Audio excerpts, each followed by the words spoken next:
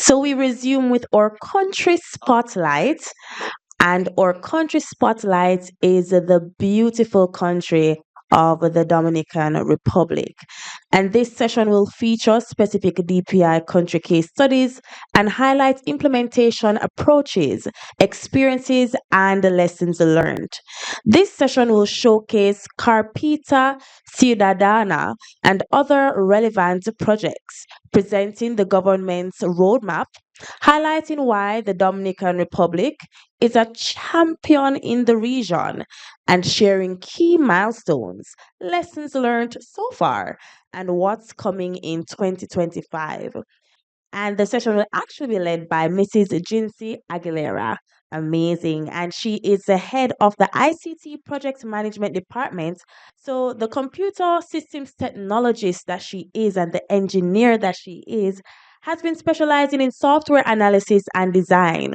With over 10 years of experience in public policy making and the development of national standards with governmental and social impact, as well as agile project management, she has contributed to the development and management of digital transformation and technological innovation projects. It's a very powerful woman. Ladies and gentlemen, please make her welcome.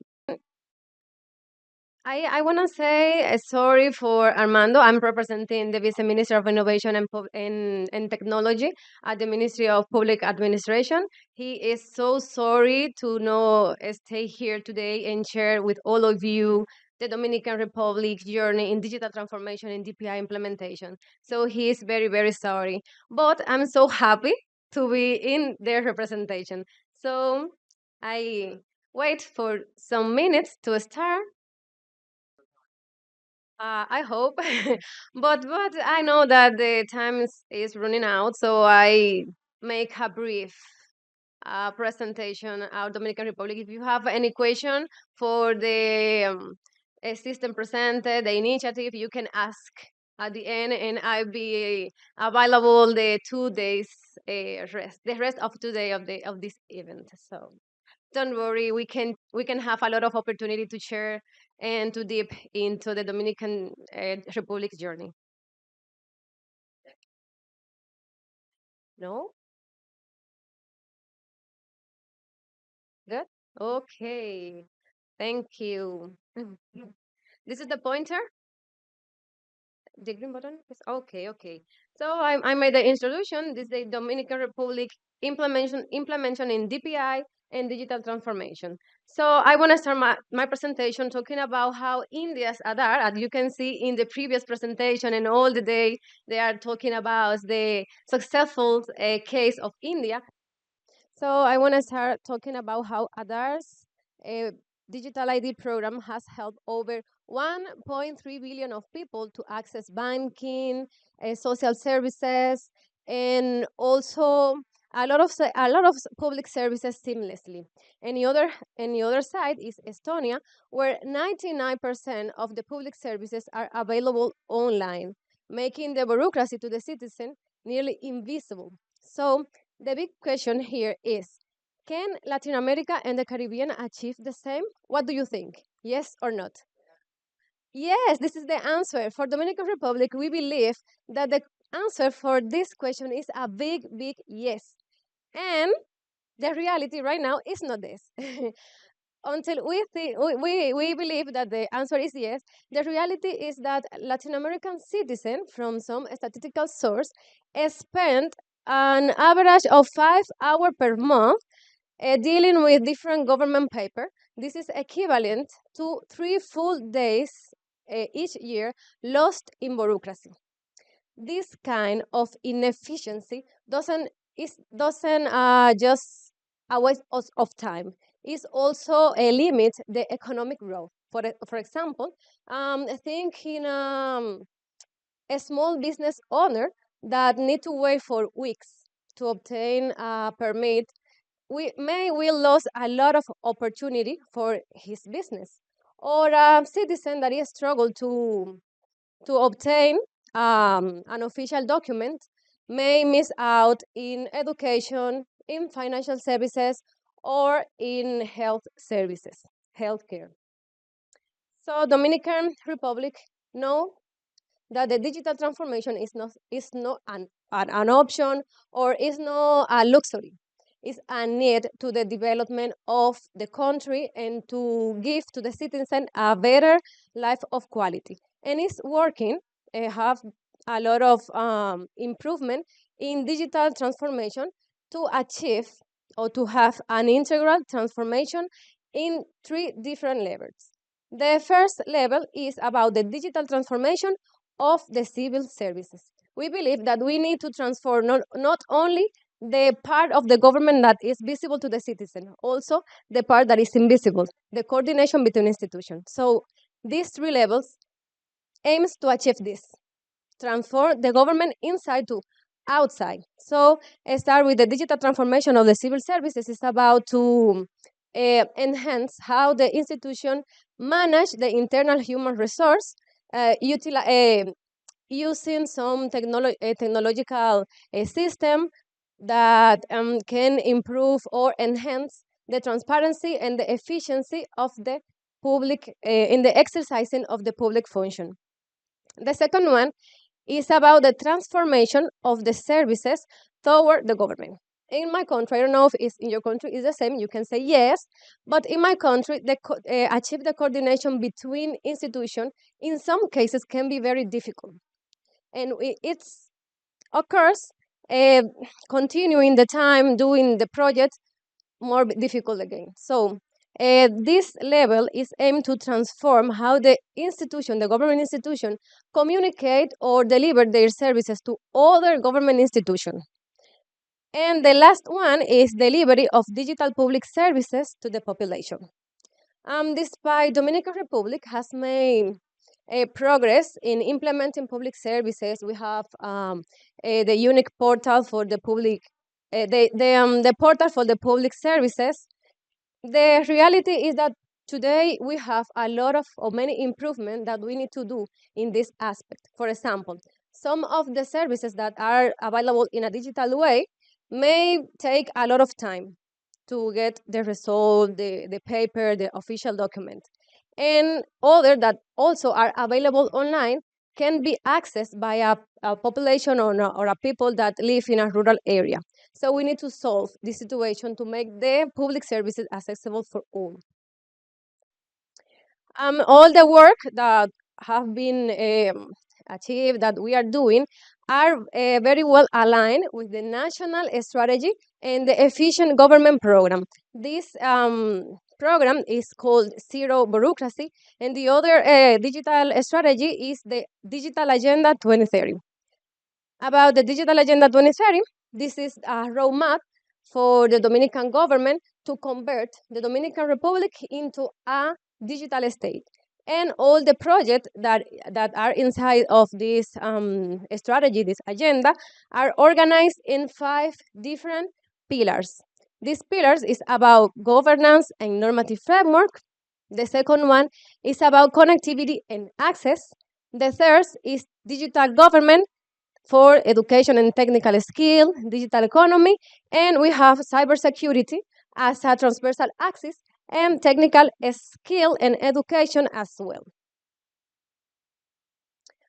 As you can see in this image, the digital public infrastructure elements are well conceived during the development of this agenda. And the objective of this pillar, the digital government, is strengthen interoperability mechanisms, digital identity, digital signature, data management, critical system, and operational continuity in the Dominican state. So all the fundamental elements of DPI are taken in account in the development of this strategy. And about the efficient government program is called Zero Bureaucracy. This program aims to make the government more efficient. And this program is supported by 4 different pillars also, that is zero travel, to eliminate the needs that the citizen come to a government office to request a procedure. The second is the zero time, to eliminate or reduce the time that takes a procedure or a citizen to complete. Three is about zero paper, implementing digital signature in all the institution, the governmental institutions, so the result of a tramit or a service that can be in a digital way. And fourth is zero log or zero burden to eliminate the unnecessary or redundant requirement for the citizen. If I so fast, you can you can stop me. But here's a big question. Why DPI is important for the Dominican state? And I can answer this question with the two different situations. And at the end, you can say me if it's exclusive from Dominican Republic or this also occurs in your country. The first situation is about a man that we're gonna call Juan. Juan is a very common name in my country. So Juan is a 60 years old man with diabetics, hypertension, and after a sudden medical help, he arrived at hospital because there is no medical register at the hospital. The medical staff asked Juan for her medication names or her history in health, but Juan is very sick. He is confused and weak, and he can't recall the name of his medication or the date of his last checkup. So his daughter, who accompanies him, comes from to her home to collect all the information, look for all prescription, but when is sick and need medication. What can we do in this situation? The second situation is about another girl, Maria, that is also another common name in my country. She's a young lady that lives in a rural area of Dominican Republic, and she's about to move in for another province with her family.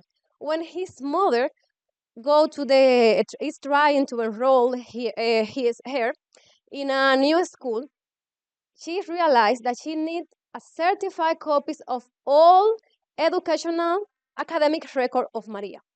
Maria missed 2 weeks of classes while her mother is run between institution government and a school gathering all the information. So what can is we say? I think that this two experience or situation explain why DPI is needed, why DPI is important. Because this is not only, as I said at the beginning, this is not only a luxury. This change life, this impact the quality of life, not only the Dominican people, also the people in all the world. And I ask you, this situation are only exclusive for Dominican Republic or also occurs in your country? Yes. This is, and this situation reflects the daily challenge that many Dominicans face in nowadays.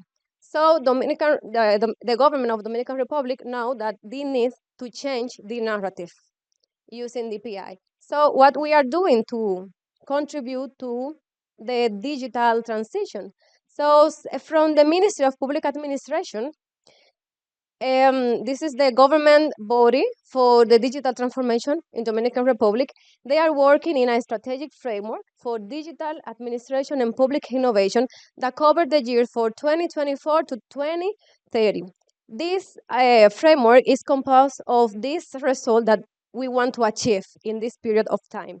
Design digital public services. As I said at the first, some of the digital public service that we have are digital because you can request, you can complete a form in a portal, but the process in the process, how can I say, in back of this service is the same as bureaucratic as they are not digital. So we are digitalizing the bureaucracy. This is not the objective. Digital public infrastructure, we are working on this and we continue to strengthen this.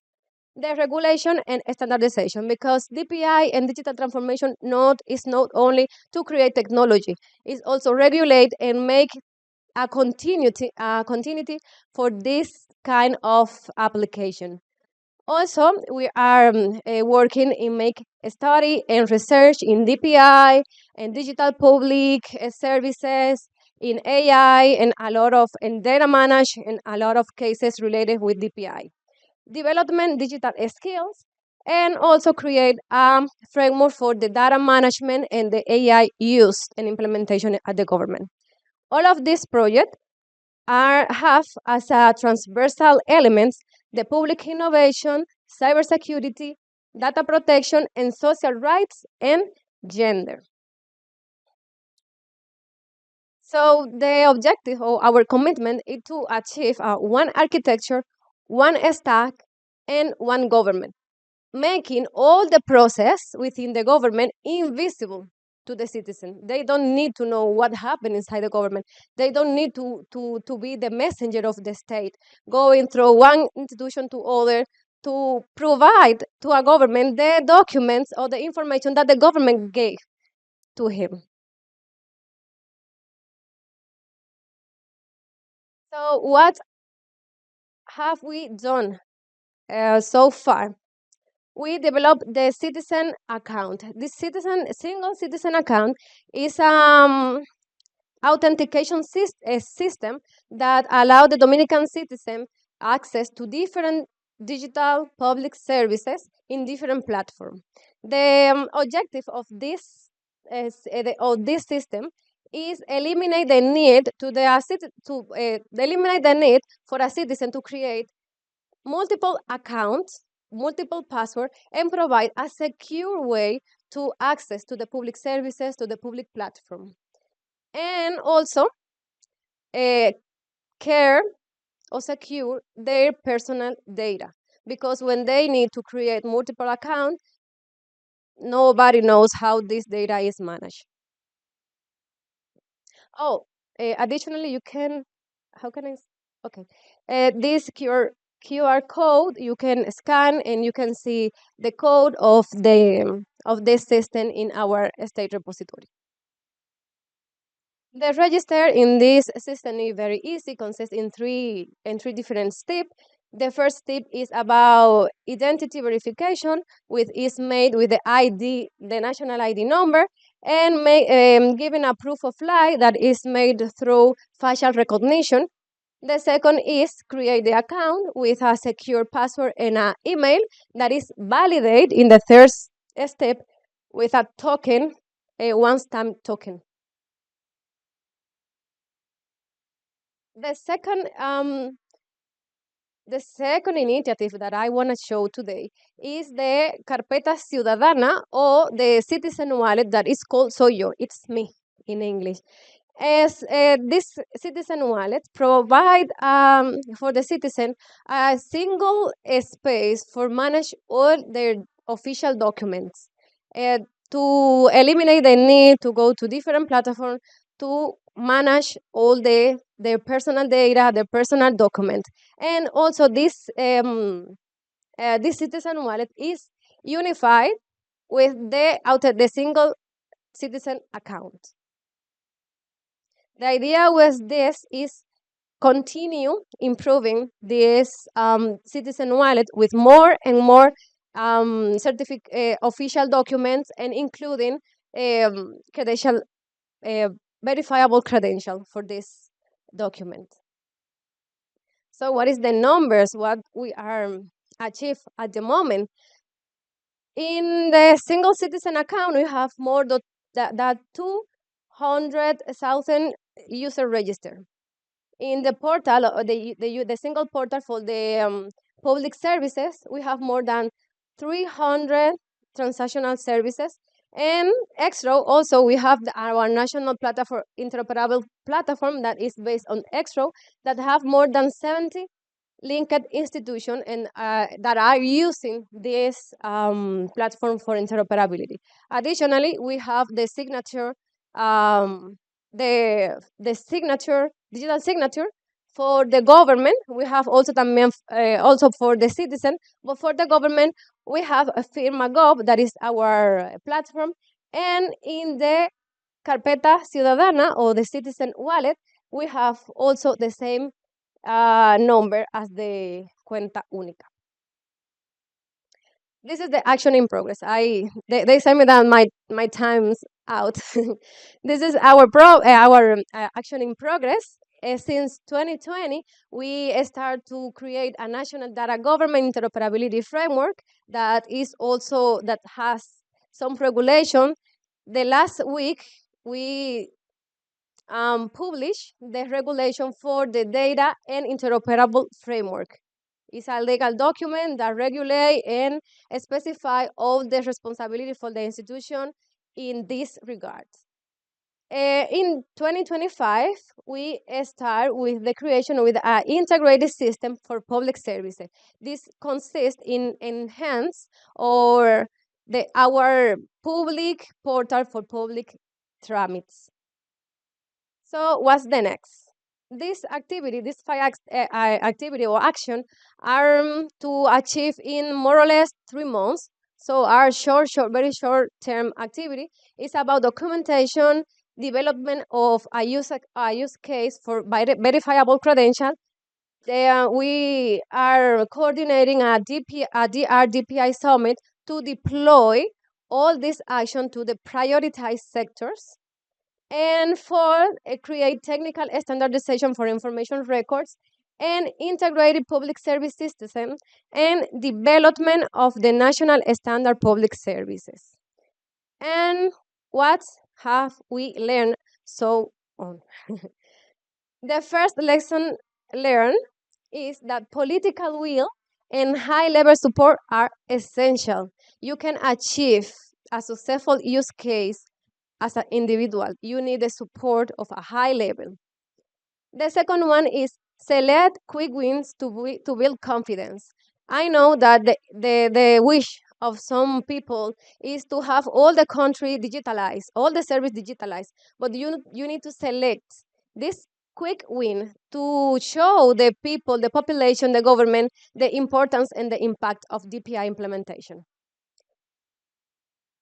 The third one is interinstitutional coordination is challenging, but it's critical and is like the first lesson learned.